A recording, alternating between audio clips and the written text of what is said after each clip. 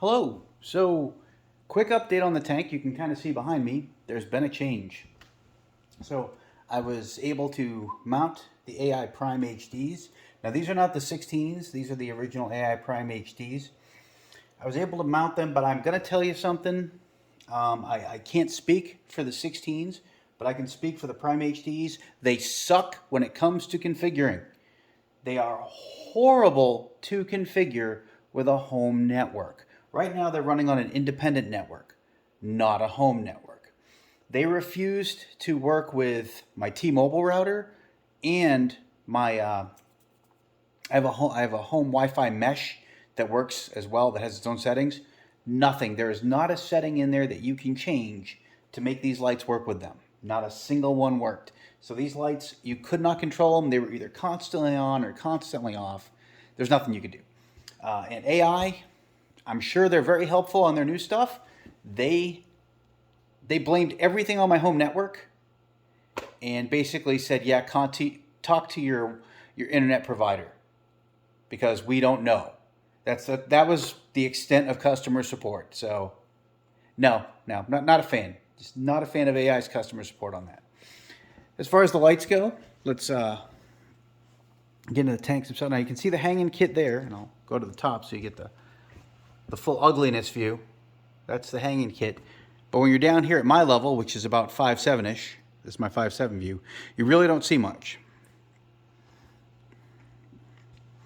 And again, these are just those are glasses. These are just the generic hanging kits. That's the extra cable because I didn't want to cut.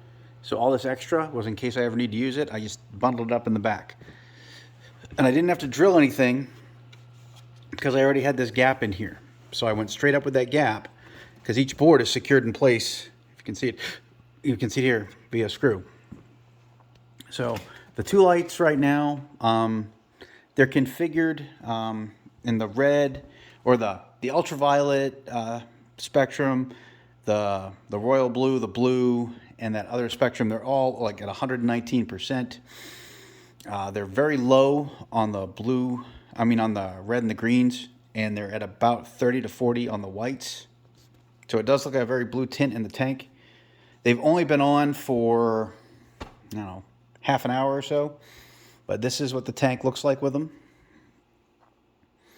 Visually, it's not as bright white, but I can't tell you as far as the spectrum, how well it's going to compare. I'm going to leave it up and running for a while. So my corals are still getting used to it. I literally just slammed them with a whole different spectrum or a whole different device at the spectrum. But I will tell you that within minutes, these Zoas right here have been totally closed up. They hadn't been doing anything at all. And right now they look better than they ever have right there. So if nothing else, I'm seeing my Zoas really perk up.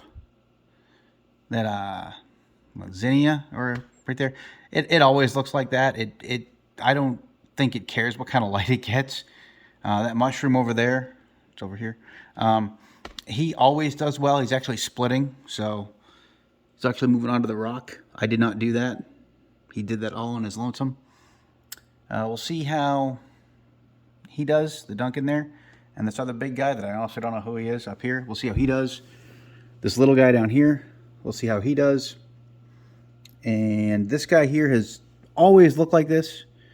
So hopefully he's going to change. And it might be flow he needs. I do have another power head on the way. I'm going to run these lights with a Nero power head. I think that gets here Friday. So I'm going to put the Nero 5 right here on this back, on this side piece of glass here is where the Nero 5 is going to go. And it's going to drastically increase flow in the tank. So we will see how that goes. The one nice thing is I have a far easier time of getting to my equipment on the side now. The reason I've kept this is to just make sure that I hold this whole Fiji all-in-one down. It has popped up on me before, and it scared the crap out of me watching it spew water everywhere.